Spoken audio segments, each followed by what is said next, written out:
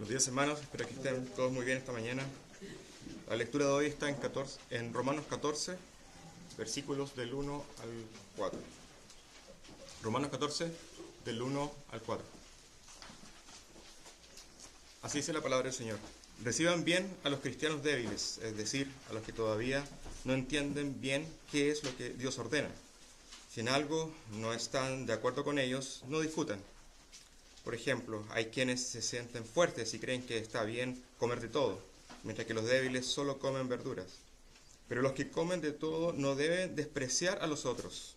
De igual manera, los que solo comen verduras no deben criticar a los que comen de todo, pues Dios lo ha aceptado por igual. Ustedes no tienen derecho de criticar al esclavo de otro. Es el dueño del esclavo quien decide si su esclavo trabaja bien o no. Así también, Dios es el único que tiene poder para ayudar a cada uno a cumplir bien su trabajo. Hermanos, esta es la palabra del Señor. Gracias a Dios.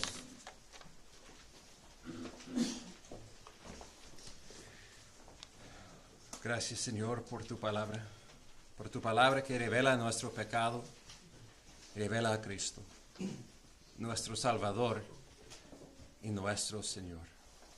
Gracias que podemos reunirnos como un grupo que antes éramos enemigos, separados, y por tu gracia hemos sido perdonados y unificados como un grupo de siervos quienes sirven un solo Señor, quien es nuestro Salvador Jesucristo.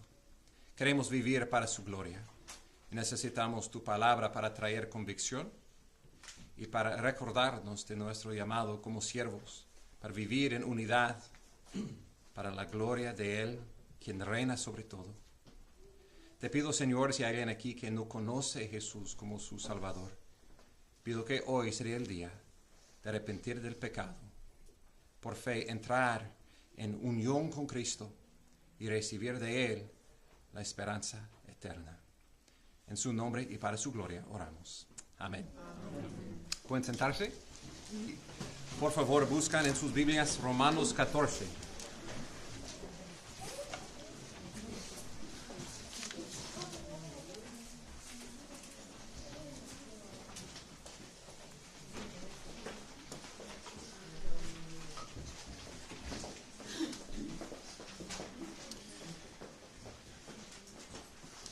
Yo soy el hijo mayor de 4 hermanos y como el mayor, yo sentaba la responsabilidad muchas veces de añadir ciertas reglas a las reglas de mis padres. En mi infinita sabiduría y madurez, cuando vio cosas en mis hermanitos que necesitaba corrección, no necesariamente necesitaba dirigirles a mis padres, simplemente fue mi rol, pensaba, de añadir ciertas cosas que eran para su bien. Y pueden imaginar la reacción que recibí de mis hermanitos a estas exhortaciones. Su pregunta muchas veces fue: ¿y quién eres tú? Tú no eres mi jefe. Tú no eres mi padre. Sí, pero no. Tenían razón. ¿Quién soy yo? Si no soy el padre, si no soy el Señor, si yo no soy el jefe, para imponer más reglas sobre los que al fin de cuentas éramos iguales, hijos de nuestros padres. Tristemente, muchas veces pasa también en la iglesia de Cristo. Tenemos un Padre, tenemos un Señor, y todos somos sus hijos. Somos siervos de un solo Señor. En nuestro pasaje de hoy, la misma pregunta va a resultar, Romanos 14:4. ¿Quién eres tú para juzgar al criado de otro? En Romanos 14 y 15, Pablo está dirigiendo atención a un problema común en la iglesia de Cristo y aparentemente en la iglesia de Roma, que habían divisiones entre los hermanos acerca de cosas que él llama en versículo 1 opiniones. es muy importante clarificar que la exhortación central de aceptar los unos a los otros no es una llamada de aceptar sin distinción todo el mundo. El mundo proclama hoy, que los cristianos somos demasiado exclusivos diciendo que Jesús es el camino, la verdad y la vida, que nadie viene al Padre sino por Él. Es falta de amor, debemos aceptar a todos. Pablo no está diciendo debemos aceptar mormones, debemos aceptar musulmanes, debemos aceptar a ateos como son. Él está diciendo los que Jesús acepta. Los que Jesús acepta por fe en Él, por arrepentimiento del pecado, somos hechos siervos de un Señor. Y en esta iglesia hay personas que son fuertes en la fe, que han crecido en sus convicciones, entendiendo la libertad que tenemos en Cristo en ciertas áreas. Y hay otros que son débiles en la fe y todavía no han llegado a esta madurez entendiendo eso. Pero no debe ser una razón por división en la iglesia. Jesús ora que seamos unidos, que vivimos conforme a la unidad que tenemos como un grupo de siervos de un solo Señor. En Romanos 14, 1 a 12, que vamos a ver hoy, su énfasis es en este punto. Tenemos un Señor y somos todos sus siervos. En versículos 13 a 23, Él va a enfatizar el amor que debemos tener, que no debemos ser obstáculo para los por quien Jesús murió. En capítulo 15, 1 a 13, Él va a hablar de la esperanza que tenemos en común. Judíos y gentiles que han sido convertidos haciendo creyentes en Cristo, tenemos una esperanza y debemos ser unificados en alabando a nuestro único Señor y Salvador. Viene en un contexto que hemos visto de aplicación del Evangelio. Comenzando en capítulo 12, versículo 1, Él dijo que en la luz de la misericordia que hemos recibido, debemos presentarnos como sacrificios vivos, con mentes siendo renovadas. Y esta es parte de la aplicación de esta verdad. Cómo estamos rindiendo nuestras vidas como sacrificios vivos a nuestro único Señor. Y eso con mentes renovadas. No poniendo nuestras opiniones sobre lo que es más importante. Nuestra unidad en Cristo. En capítulo 12 y 13, Él ha hablado mucho en particular de la importancia de amor. De amando sin hipocresía, de amor siendo el cumplimiento de la ley. Y Él está aplicando esta verdad, diciendo amor en acción es demostrado en buscando la unidad que tenemos en Cristo, aunque tenemos diferencias de opiniones. En nuestra sección de hoy vamos a verlo en tres partes. En versículos 1 a 3, un resumen de la exhortación de este capítulo y medio, que debemos aceptar los unos a los otros como Cristo nos ha aceptado. En versículos 4 a 9, el corazón de este pasaje, Él dice que porque somos los criados de un Señor, debemos vivir para la gloria de Él. Si vivimos, si morimos, es para el Señor. Y finalmente en versículos 10 a 12, Él va a regresar a esta esperanza que tenemos, que un día todos nosotros vamos a dar cuenta, no los unos a los otros, vamos a dar cuenta al Señor. Todos van a doblar la rodilla a Él y vivimos en la luz de este maravilloso día. Entrando entonces en el texto, en capítulo 14, versículo 1 a 3, el Señor dice: aceptad al que es débil en la fe, pero no para juzgar sus opiniones. La exhortación central de estos tres sermones, si Dios permite que vamos a ver, es eso: aceptar. La palabra es dar la bienvenida, dar un abrazo, recibir. Sí tengo que adorar con Él, pero no tengo que gustarle, no tengo que amarle. No, estoy diciendo que damos la bienvenida, que damos un abrazo, que somos unidos. ¿Por qué? Aceptad, vamos a ver en capítulo 15, versículo 7, por tanto, aceptaos los unos a los otros, como también Cristo nos aceptó para la gloria de Dios. El estándar de quién aceptamos y no aceptamos debe ser los estándares de Cristo. ¿Quién acepta a Dios? Estos deben ser los que aceptamos, y no haciendo más distinciones que Cristo ha hecho. Repito, Cristo no acepta a todo. Cristo acepta a los que, por su gracia, creen en Él como su Salvador y Señor y arrepientan de su pecado. Jesús aceptó a Él para venir y comer con Él, recaudadores de impuestos, grandes pecadores y también fariseos, pero no podían quedar en su estado de pecado. La puerta estaba abierta a todos a venir a mí, los cargados, y tomar su yugo. Pero para venir a Él y ser aceptado por Él requiere un reconocimiento de nuestro pecado en contra de Dios. La necesidad por alguien morir por este pecado. Que Cristo es este sacrificio perfecto que murió para salvarnos.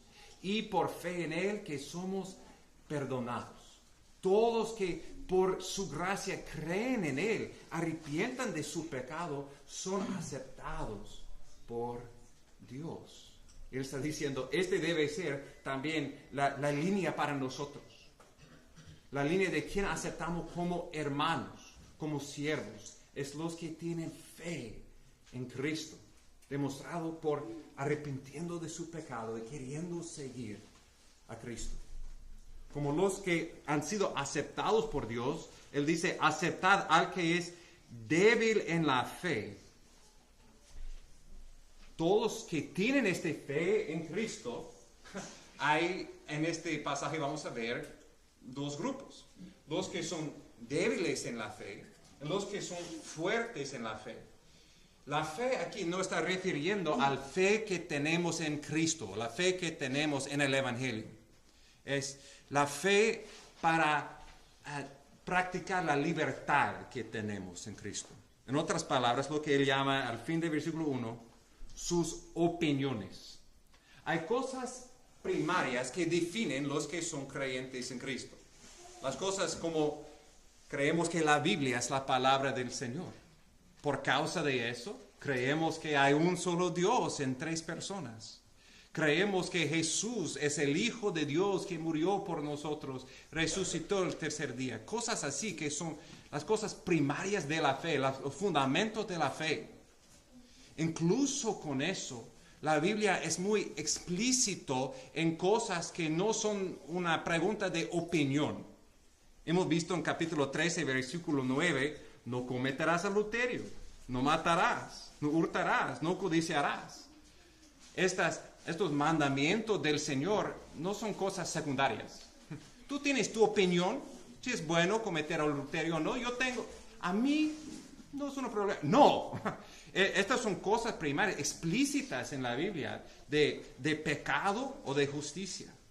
Está diciendo, los que pertenecen a Cristo, amamos la ley de Dios. No cumplimos perfectamente la ley de Dios en nosotros, pero por fe en Cristo hemos sido perdonados de nuestro pecado y somos arrepentidos del pecado. Y si hay uno quien nombra el nombre de Jesús, pero están viviendo en pecado y no quieren arrepentirse, como iglesia tenemos que juzgar a esta persona. Como 1 Corintios 5:12 dice, es para nosotros hacer estas distinciones. Si una persona nombra el nombre de Cristo, pero no quiere seguir a Cristo, tenemos que practicar la disciplina de la iglesia hasta que se arrepientan y demuestran que son siervos del Señor. Pero lo que él está hablando aquí en Romanos 14 son cosas secundarias, cosas de opinión. Es interesante que Dios no nos ha dado una lista de todas las cosas que somos permitidos que hacer y cosas que no somos permitidos que hacer. Ciertos estilos de música vamos a tener un concierto después de eso, vamos a escuchar una variedad de tipos de música. Hay unos que van a gustar, otros que tal vez no tu preferencia, pero son preguntas de preferencia. No es pecado un tipo o otro. Hay personas que piensan que los cristianos no deben celebrar la Navidad. O otros que piensan que sí es parte de su adoración al Señor. La Biblia no es explícita en estas cosas. Esas son cosas secundarias. En las cosas de la teología hay cosas claves del Evangelio y hay diferencias de opinión acerca de las últimas cosas. Hay cosas claves en eso, como tenemos que creer en la segunda venida de Cristo, el juicio de los impíos y los creyentes en Cristo. Todo eso, pero hay diferencias en exactamente cómo va a pasar en la interpretación de ciertos pasajes. Y lo que él está diciendo no es que debemos aceptar personas que rechazan eso. No, la razón por nuestra unidad es porque creemos las cosas claves del Evangelio. Pero son cosas secundarias, cosas de opinión, en que entre el cuerpo de Cristo hay variedad de opiniones y debemos amar, abrazar, aceptar estas diferentes opiniones y mantener las cosas primarias como primero y cosas secundarias como segundo. Aceptar al que es débil en la fe, pero no para juzgar sus opiniones. No debe ser razón para, sí, voy a aceptarle, para que yo pueda enseñarle el camino mejor, que es todas mis opiniones. Tú tienes tu opinión y yo tengo lo de Cristo. No, que con humildad lo recibimos. Y vamos a ver dos cosas en particular que eran razón por división en la iglesia de Roma. La primera perteneció a comida, y en versículo 5 vamos a ver que perteneció a tiempos sagrados.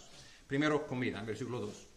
Uno tiene fe en que puede comer de todo, pero el que es débil solo come legumbres. Recuerda que en la iglesia de Roma, y muchas iglesias en ese tiempo, eran iglesias mezcladas, de personas unos que antes eran judíos, practicando las leyes y costumbres del Antiguo Testamento, y otros que eran gentiles. Los dos han sido convertidos siendo cristianos, tenían unidad en Cristo, pero vienen con sus pasados y las convicciones de su pasado. Y en particular por estos judíos, quien desde su nacimiento ha sido enseñado conforme a libros como el Levítico, Deuteronomio, que habían ciertas comidas que podían comer y otros que eran considerados inmundos. No fue simplemente una opinión, fue la ley de Dios para ellos. Pero la razón por esta ley no fue por higiénica o por su dieta, fue algo espiritual. Como Dios entre todas las naciones ha escogido la familia de Abraham, la nación de Israel, para ser su pueblo santo. También ellos tenían que hacer distinción cuando fueran al mercado. Y como Dios escogió a ellos solamente podían escoger las cosas limpias, no las cosas que Dios ha declarado inmundo. No podían comer el cerdo, no podían disfrutar carnitas y tocina, tristemente, porque Dios me ha escogido para ser parte de su pueblo especial. Pero fue preparación por la venida de Jesucristo, para preservar un pueblo, para traer el Mesías al mundo. Pero cuando Cristo vino, en Marcos 7, y los fariseos eran muy enojados porque él estaba comiendo supuestamente sin limpiar apropiadamente, Jesús dijo, no es lo que entra en la boca que contamina al hombre, porque pasa y sale, pero lo que contamina al hombre viene del dentro, viene de su corazón. Y Marcos 7, 19 dice, declarando así limpios todos los alimentos. Wow, este fue profundo por un pueblo que una de sus cosas distintas fue comemos eso y no comemos eso. Movemos a Hechos 10. Ahí está Pedro sobre el techo y Dios apareció a él en una visión y descendió un gran lienzo con diferentes animales inmundos. Y el Señor dijo, levántate y mata. Oh, no, Señor. Okay. Ten cuidado. No hay un tiempo de decir, oh, no, Señor. Ya, para ahí. Pero la palabra del Señor fue, lo que Dios ha limpiado, no lo llames tú impuro. El punto no fue simplemente, oh, yo puedo comer tocino ahora. No, el punto fue que esta distinción entre judíos y gentiles ha sido removido. En este mismo capítulo, Pedro fue llamado a ir a la casa de Cornelio, un gentil, para proclamar el evangelio, y el mismo espíritu que ha descendido sobre ellos, descendió sobre los en esta casa, escuchando el evangelio, y ellos serán salvos sin cumplir las leyes de Israel. Y explota la mente, quita las paredes de distinción entre judíos y gentiles. Hay un solo pueblo, y los que distingue eso no son las reglas de alimentación, es si creen en Cristo o no. Pero imagínense, siendo uno que anteriormente era un judío, por años y años y años, como un acto de adoración al Señor, no comiste de las carnitas, no comiste del tocino, aunque suena tan rico, pero no voy a comerlo. Y ahora tienes libertad en Cristo de comer de eso. Pero todavía hay algo. Tu conciencia que diga, yo sé que por no comer no soy más justo en los ojos de Dios. Yo soy justo en los ojos de Dios por lo que Jesús hizo por mí, pero todavía no puedo hacerlo. Y en este caso, es un débil en la fe. Tiene fe en Cristo, fe fuerte en la justificación que él tiene en Cristo, pero hay algo todavía de su pasado que no le permite comer. Y la palabra en este contexto, uno tiene fe que puede comer todo, el que es débil solo come legumbres, por eso no seamos vegetarianos. No. El punto es, versículo 3, el que come no menosprecia al que no come. El que no come no juzgue al que come, porque Dios lo ha aceptado. Este es el mandamiento a los dos lados. A el que es fuerte en la fe, probablemente, aunque Pablo pone a sí mismo en esta línea, la mayoría van a ser gentiles. No tienen esas preocupaciones con las leyes de alimentación de Israel. ¿Qué es tu problema? Comiendo enfrente de ellos. No menosprecias al débil de la fe. No piensas que tú eres mejor que esta persona por este nivel de madurez que tú tienes, porque probablemente hay otras áreas en tu vida en que estás siendo más estricto que Dios es estricto. Por otro lado, él dice al débil en la fe que él no juzga al que es fuerte en la fe. Hay una actitud común en nuestro orgullo de pensar, porque yo no estoy comiendo eso, soy un poco mejor que la persona que en su liberalidad está comiendo tocino todos los días. Él está diciendo que no tenemos esta actitud de legalismo, de juzgar a otras personas por no seguir nuestras convicciones, por no seguir nuestras opiniones. Porque, al fin de cuentas, ¿quiénes somos para juzgar? No somos el Señor. Somos igualmente siervos. Y versículo 3 termina, porque Dios lo ha aceptado. Este es el estándar de quién debemos juzgar. Si Dios ha perdonado y aceptado una persona por fe en Él, aunque tienen diferencias de opiniones en cosas secundarias, no debemos tener una actitud de menospreciar o de juzgar a otras personas por no compartir la misma convicción que tenemos. En vez de eso, debemos abrazar, aceptar. Versículo 4 a 9, entonces, él va a dar el corazón de su argumento aquí. No vivimos para la aprobación de otros. Vivimos para la aprobación, para la gloria de nuestro único Señor Jesucristo. Versículo 4. ¿Quién eres tú para juzgar al criado de otro? Para su propia amo está en pie o cae, y en pie se mantendrá, porque poderoso es el Señor para sostenerlo en pie.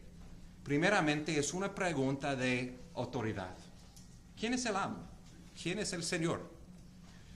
Aunque pensaba como el primogénito de la casa, que fue en mi lugar para juzgar a todos mis hermanitos, al fin de cuentas no viven para mí, viven para Dios y para obedecer a sus padres. Y aunque yo pensaba que había cosas sabias que tenía para entrenarles, al fin de cuentas yo no soy el amo de estos otros criados, estos otros siervos del Señor. Una cosa muy interesante aquí, porque tal vez en nuestro... en versículo 12 él dice, de modo que cada uno de nosotros dará a Dios cuenta de sí mismo. Una realidad importante es que ya como creyentes un día vamos a aparecer ante el tribunal de Cristo. Vamos a dar cuenta por las vidas que hemos vivido. Pero en versículo 4, él dice, para su propio amo está en pie o cae. Y si estamos en Cristo, ¿qué será nuestra evaluación en ese día? En pie se mantendrá, porque poderoso es el Señor para sostenerlo en pie. Qué gloriosas, buenas noticias. Que con todas nuestras fallas, con todo nuestro pecado, en este día de juicio estaremos mantenidos firmes de pie ante el tribunal de Cristo. ¿Por qué? ¿Porque somos buenos?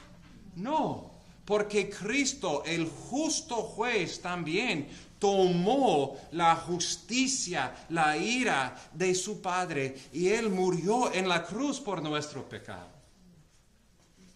Él pagó la cuenta que tuvimos y ahora y para siempre podemos estar de pie delante del trono de Dios por lo que Jesús hizo por nosotros. Él es poderoso para mantenernos de pie delante de su trono. Y no solamente a mí, pero a todos que son creyentes en Cristo. Cuando vemos otras hermanos en Cristo, otros siervos de Cristo, debemos verles no como personas que van a caer y ser juzgados, no, personas que Cristo ha declarado justo, que Cristo ha aceptado por su gracia. ¿Quiénes somos para tener un juicio más estricto que el juicio de Jesús? Debemos verles y ver a nosotros cómo somos en Cristo, justificado, perdonado, aceptado por Dios. En versículo 5, él nota la segunda área de distinción o desunidad en la iglesia. Versículo 5. Uno juzga que un día es superior a otro, otra juzga iguales todos los días. Cada cual esté plenamente convencido según su propio sentir. En la ley, en adición a distinciones de alimentación, Dios hizo distinciones entre los días. Dios dio ciertas fiestas a la nación de Israel para enseñarles cosas importantes acerca de su salvación en Él. Y como Dios ha hecho distinciones en las naciones, ha escogido a ellos para ser su pueblo santo. Ellos estaban siendo entrenados en hacer distinciones en sus calendarios. Estos son tiempos sagrados. especial para adorar al Señor y recordar los eventos del pasado de salvación. Tiempos como la fiesta de tabernáculos, tiempo de fiesta de Pentecostes, de la Pascua, estos que podemos leerlo en Levítico 23. Dios hizo el calendario de Israel para aprender que todo su tiempo pertenece al Señor y deben tener tiempos especiales recordando lo que Dios hizo en el pasado. Pero estos eventos, todas estas fiestas, al fin de cuentas, eran una sombra de lo que Jesús iba a cumplir por nosotros. En Colosenses 2:16, el Señor dice: por tanto, que nadie se constituya en vuestra juez con respecto a comida o bebida, en cuanto a día de fiesta o luna nueva o día de reposo, cosas que solo son sombra de lo que ha de venir, pero el cuerpo pertenece a Cristo. Todas esas fiestas, y hay diferentes grupos hoy en día, cristianos mesiánicos y otros que enseñan que debemos practicar las fiestas del Antiguo Testamento.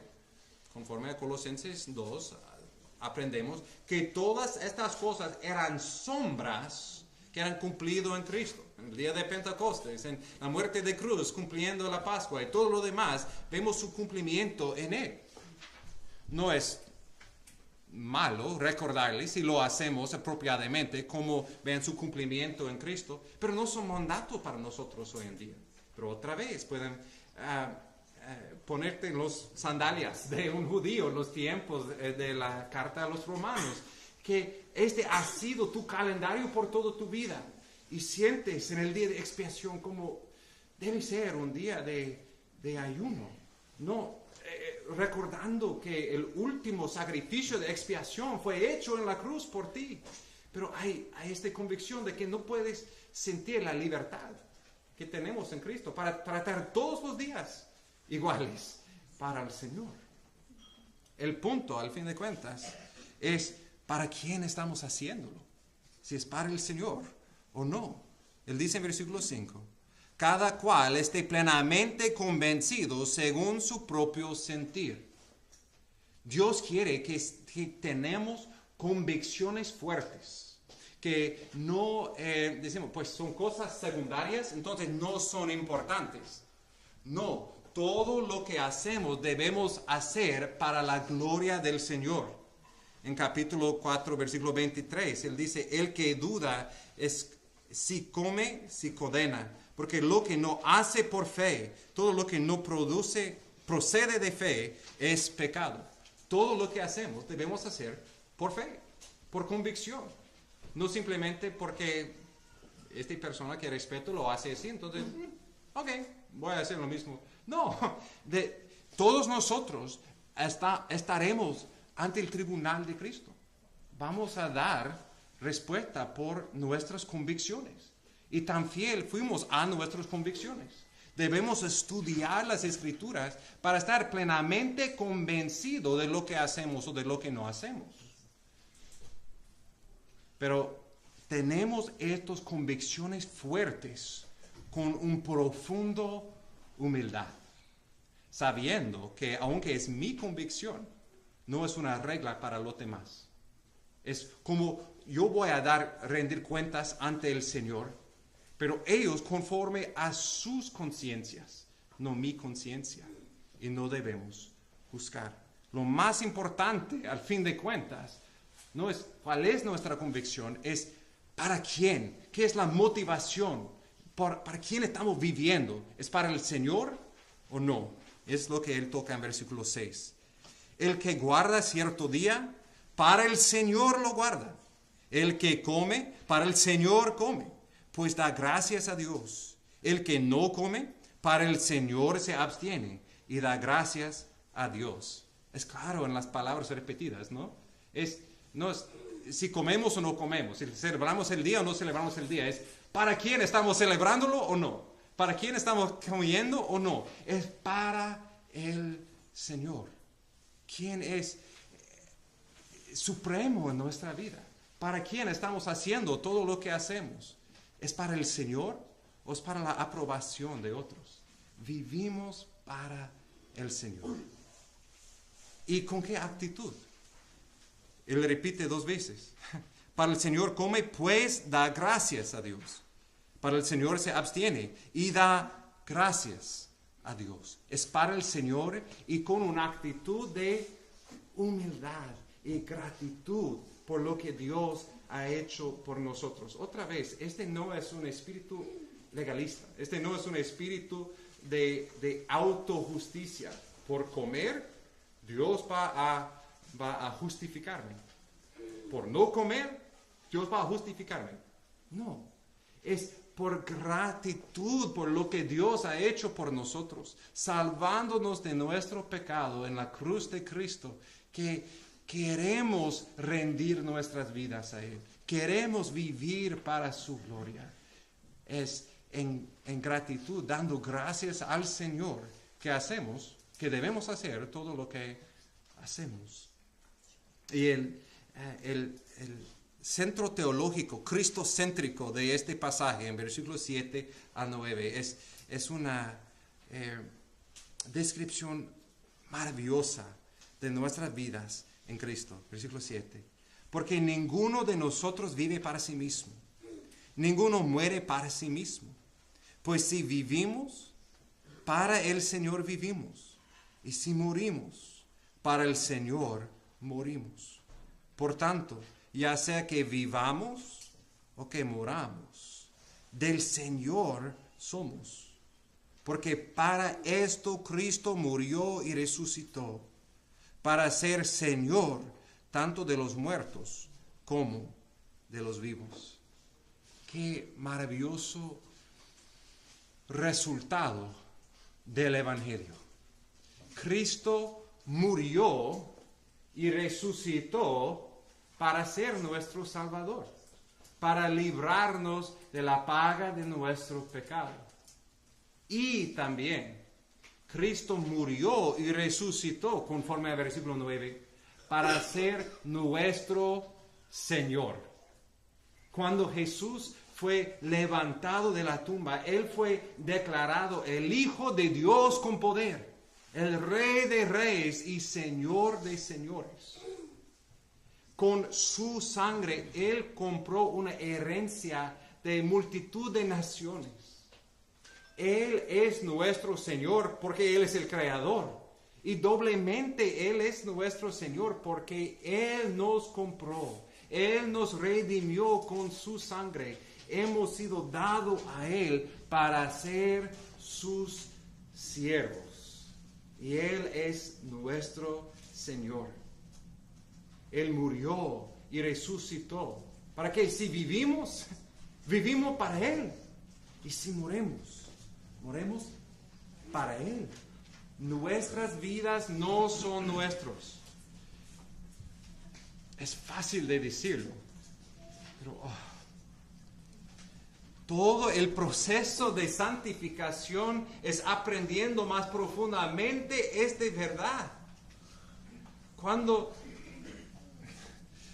cometemos cualquier pecado, es el yo tratando de satisfacer los deseos del carne, de tomar control, de pensar que yo soy el Señor, poniéndonos en el trono. Y todo este proceso de santificación es aprendiendo a vivir vidas totalmente derramadas al Señor, rendidos al Señor, que no tenemos otra voluntad más que la voluntad del Señor. Que no pensamos que este tiempo es mío, voy a dar una porción a Dios. Todo es de Dios. Si vivo para el Señor. Si levanto hoy, la pregunta es, ok, Señor, ¿qué quieres que haga? ¿Cómo quieres usarme para tu gloria? Y cuando llegamos a la muerte, oh, qué gloriosa verdad, no moramos sin razón, moramos para el Señor. Para su gloria. Para algunos de nosotros, este será cuando somos jóvenes. Otros cuando somos mayores. Cada uno, Él tiene su plan. Pero tenemos esta esperanza. Que nuestra vida y nuestra muerte está en las manos del Señor. Escrito en sus libros. Y no pertenecemos a nosotros mismos. El antiguo yo murió. ¿Qué libertad hay en saber? Yo no tengo que tener control. Simplemente confiar en mi Señor y Él va a dirigir mi camino. Mi dinero no es mi dinero, pertenece al Señor. Mi familia no pertenece a mí, es del Señor. Mis planes no son mis planes, pertenecen al Señor. En vida y muerte vivimos y morimos para el Señor. Y si Él es el centro de todo, si Él es supremo de todo, la pregunta es, ¿y quiénes somos? Para juzgar a otros. Porque si son creyentes en Cristo, ellos también viven para el Señor. Y mueran para el Señor. No para mí, para mis planes y para mis opiniones. Y se mueve al último punto, en versículo 10 a 12, que todos nosotros un día vamos a rendir cuentas al único Señor por nuestras vidas. Otra vez la pregunta, versículo 10, pero tú, ¿por qué juzgas a tu hermano? O también tú, ¿por qué menosprecias a tu hermano? Aquí él cambia el nombre que él da a la persona que somos tentados de menospreciar o juzgar. Antes él estaba llamándonos como somos siervos del Señor. Aquí él dice que somos hermanos. Él está recordándoles de la realidad que antes éramos enemigos, extranjeros, separados de la familia de Dios. Pero por la gracia de Dios, Él envió su Hijo perfecto para morir por nosotros y para enviar el espíritu de adopción como hijos en nuestros corazones, para que ahora clamamos, Abba, Padre. Todos nosotros, si creemos en Cristo, somos hermanos, somos familia en Cristo. Y en la familia no hay distinción. Todos somos hermanos alrededor de la misma mesa de nuestro hermano mayor, Jesucristo. Todos nosotros estamos en proceso de siendo hechos conforme a la imagen de nuestro Señor y hermano, nuestro Señor Jesucristo. Y sabiendo eso, la unidad que tenemos como una familia, la pregunta es, ¿quiénes somos para juzgar o menospreciar a otros? Es exactamente la pregunta de mis hermanitos a mí. ¿Quién eres tú? Tú no eres mi jefe, tú eres mi hermano. Debemos recordar eso y no ser como los fariseos que siempre estaban buscando elevarse en los ojos de otros por hacer reglas fuera de la Biblia, añadiendo a la palabra de Dios. O queremos crecer en santidad. Y va a requerir que para cada uno de nosotros estamos haciendo distinciones en qué vamos a mirar, a qué vamos a escuchar, a dónde vamos o no vamos. Y esas preguntas de libertad, pero también de sabiduría. Pero al mismo tiempo no queremos menospreciar, no queremos oponer reglas sobre otras personas que no son explícitos en la palabra de Dios.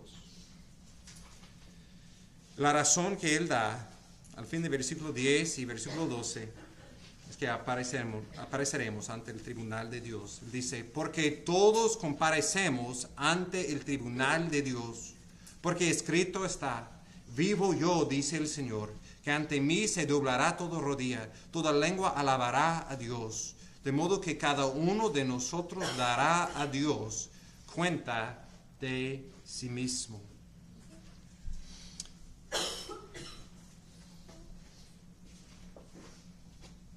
Tal vez esta es una pregunta que tienes.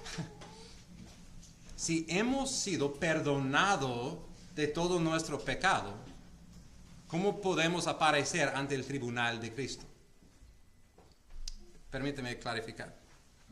Por un lado, vemos en capítulo 14, versículo 4, que todos nosotros que creen en Cristo estaremos de pie en este día. Hemos sido perdonados de todo nuestro pecado por fe en Cristo, no por nuestras obras.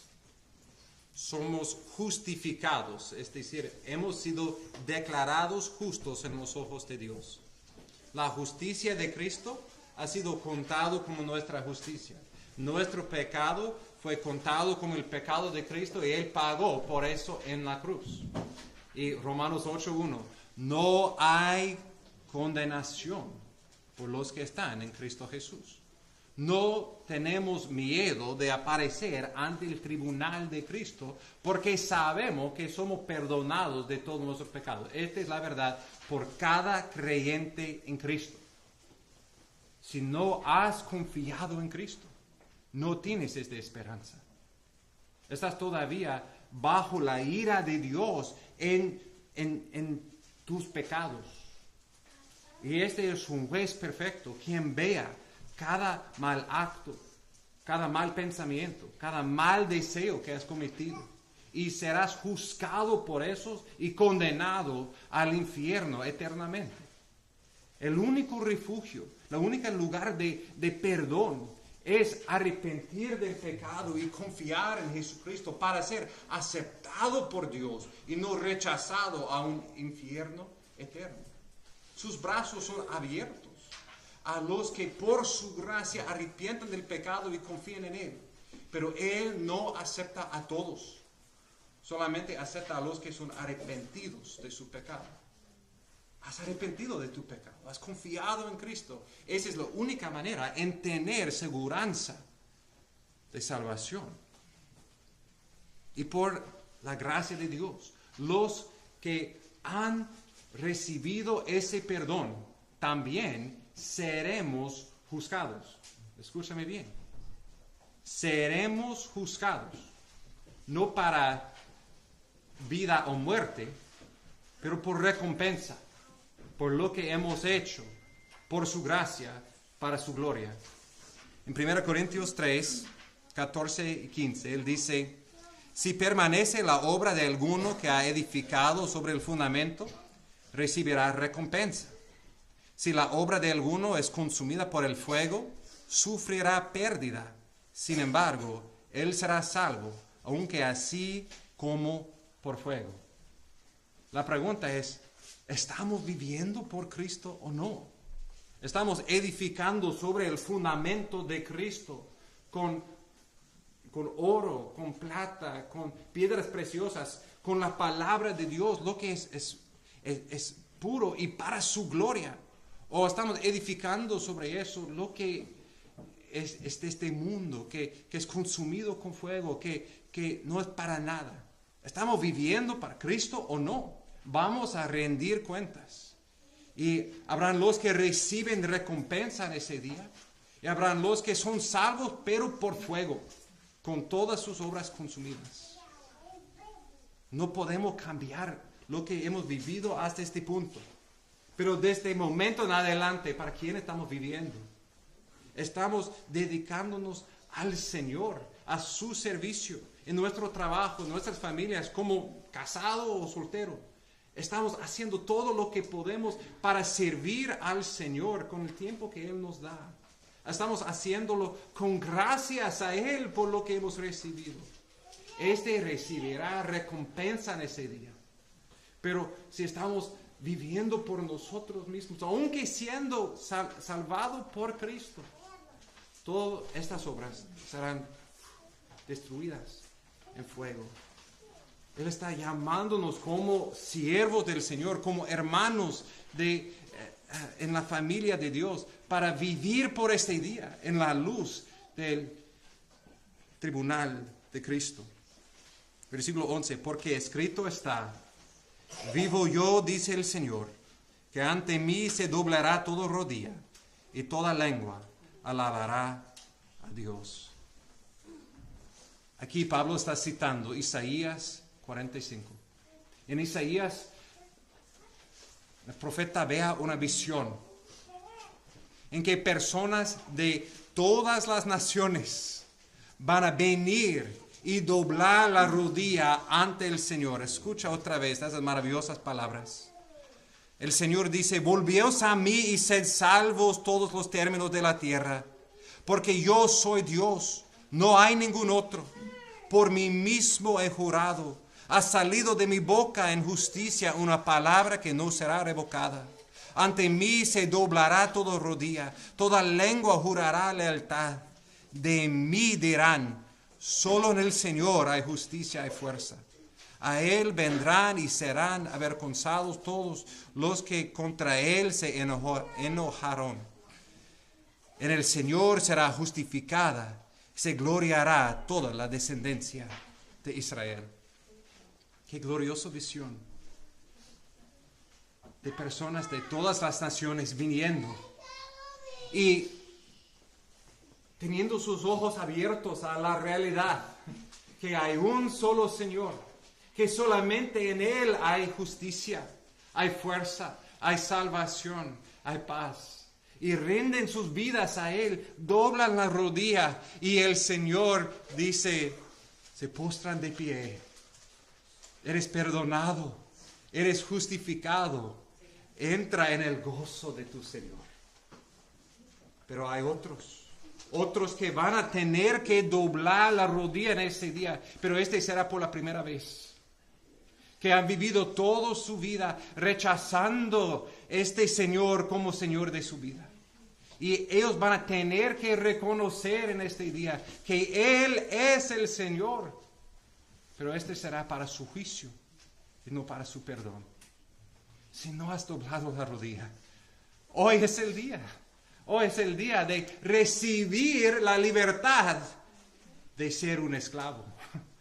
De rendir tu vida al Señor de señores y saber si vivo, vivo para Él. Si muero, mi muerte es para Él. Mi vida no es mío, porque Él dio su vida por mí. Oramos, hermanos.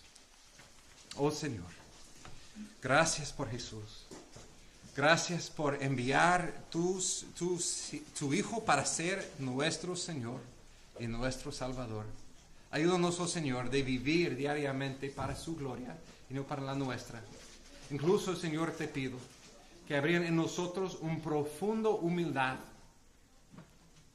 con convicciones fuertes, pero al mismo tiempo un profundo amor que mantiene la unidad que tenemos en Cristo, no menospreciando y no juzgando a otros, pero teniendo nuestras convicciones simplemente delante de ti, sabiendo que es a ti que vamos a rendir cuentas. Ayúdanos, oh Señor, de aceptar a los que tú has aceptado. Y te pido, Señor, por los que no han recibido perdón de Cristo, por arrepentir de su pecado y confiar en Cristo, te pido que hoy sea el día de creer en Cristo como Salvador y Señor. En su nombre oramos. Amén.